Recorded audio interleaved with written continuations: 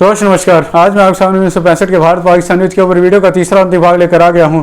दोस्तों पिछले वीडियो में मैंने आपके सामने बात की थी कि असल तर की लड़ाई के दौरान भारतीय सेना ने पाकिस्तान के 100 से ज़्यादा टैंकों को नष्ट कर दिया था। दूसरी तरफ पाकिस्तानी सेना भारत के मात्र 10 ही टैंकों को नष्ट कर पाई थी और असल तर की लड़ाई में भी भारतीय सैनिकों की जीत हुई और दोनों पाकिस्तानी सेना कमांडर मेजर नासिर खान और ब्रिगेडियर असर सामी भी मारे गए थे और भारतीय सेना का खेमकरण पर आज बरकरार रहा।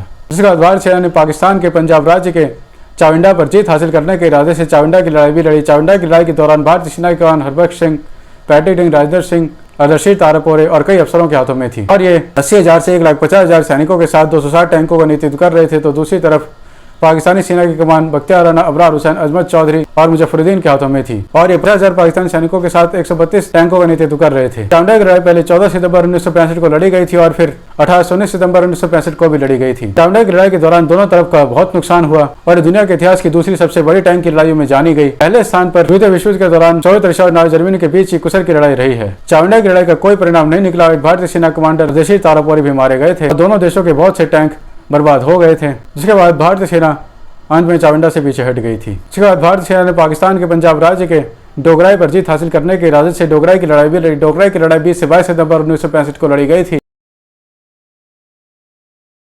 लड़ाई के दौरान भारतीय सेना ने पहले 6 सितंबर 1965 से 20 सितंबर 1965 तक डोगराई पर जीत हासिल करने के कई प्रयास किए, लेकिन पाकिस्तानी वायुसेना के भारी हमलों के कारण नाकाम हो रही थी। डोगराई की लड़ाई के दौरान भारतीय सेना की कमान लेफ्टिनेंट कर्नल डेसमंड हेडे संभाल रहे थे और उनके पास 3 जाट रेजिमेंट के सैनिकों के कमान थी। तो दूसरी तरफ पाकिस्तानी सेना की कमान लेफ्टिनेंट कर्नल गोलवाला संभाल रहे थे और इनके पास 16 पंजाब रेजिमेंट और 3 पश्तून रेजिमेंट की कमान थी। 2 दिनों तक चली डोगराई की लड़ाई के दौरान 86 जाट सैनिक मारे गए थे। तो दूसरी तरफ पाकिस्तान के 308 सैनिक मारे गए। 108 पाकिस्तानी सैनिकों को भारतीय सैनिकों ने बंदी बना लिया और 6 पाकिस्तानी टैंक भी नष्ट हो गए थे और डोगराई की लड़ाई में भारतीय सेना ने जीत हासिल किया। डोगराई के आसपास के क्षेत्रों पर भारतीय सेना ने पूरी तरह से अधिकार कर लिया। जिसके बाद 1965 के भारत पाकिस्तान युद्ध के दौरान भारतीय सेना ने इचोगिल बंड की लड़ाई भी लड़ी। इचोगिल बंड की लड़ाई 22 से 23 सितंबर 1965 को लड़ी गई थी। ये लड़ाई पाकिस्तान के पंजाब राज्य के इचोगिल नहर पर लड़ी गई थी। इचोगिल बंड की लड़ाई के दौरान 800 से 900 भारतीय मद्रास रेजिमेंट के 9वीं बटालियन के सैनिकों ने इचोगिल नहर पर हमला कर दिया था। तो दूसरी तरफ 250 पाकिस्तानी सैनिक इचोगिल नहर का बचाव कर रहे थे। इचोगिल बंड की लड़ाई के अंत में 49 भारतीय सैनिक मारे गए, 65 घायल हुए। तो दूसरी तरफ पाकिस्तान के 48 सैनिक मारे गए, 80 सैनिक अपनी जान बचाकर नहर में कूद गए और लापता हो गए और 11 सैनिकों को भारतीय सैनिकों ने पकड़ लिया। इसके बावजूद इचोगिल बंड की लड़ाई के अंत में भारतीय सैनिकों को पीछे हटना पड़ा और पाकिस्तानियों की इस लड़ाई में जीत हुई। जिसके बाद भारत और पाकिस्तान के बीच 1965 की इस लड़ाई के दौरान बहुत से हवाई युद्ध भी हुए थे। इस हवाई युद्ध के दौरान भारतीय वायुसेना की कमान ACM अर्जन सिंह के हाथों में थी। तो दूसरी तरफ पाकिस्तानी वायुसेना की कमान AM नूर खान के हाथों में थी। इसमें भारतीय वायुसेना के पास 700 से ज्यादा लड़ाकू विमान थे। दूसरी तरफ पाकिस्तानी वायुसेना के पास मात्र 280 लड़ाकू विमान थे। लंबे चले हवाई युद्ध के दौरान करीब 60 से 75 के बीच पाकिस्तानी विमान नष्ट कर दिए गए। तो दूसरी तरफ भारत ने भी 35 से 59 के बीच लड़ाकू विमान खो दिए। भारत और पाकिस्तान के बीच चल रहे इस हवाई युद्ध का अंत तब हुआ जब संयुक्त राष्ट्र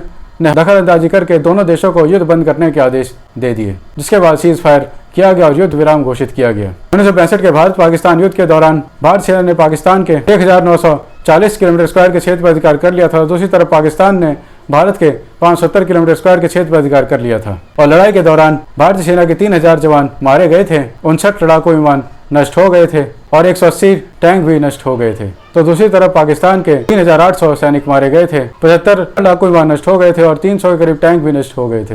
अंत में लड़ाई के दौरान गतिरोध पैदा हुआ और संयुक्त राष्ट्र के हस्तक्षेप के कारण ताशकंद शांति समझौते पर हस्ताक्षर किए गए। संयुक्त राष्ट्र एक संगठन है जिसके सदस्य 193 देश हैं और 2 पर्यवेक्षक देश भी हैं। संयुक्त राष्ट्र का मुख्यालय संयुक्त राज्य अमेरिका के न्यूयॉर्क शहर में है।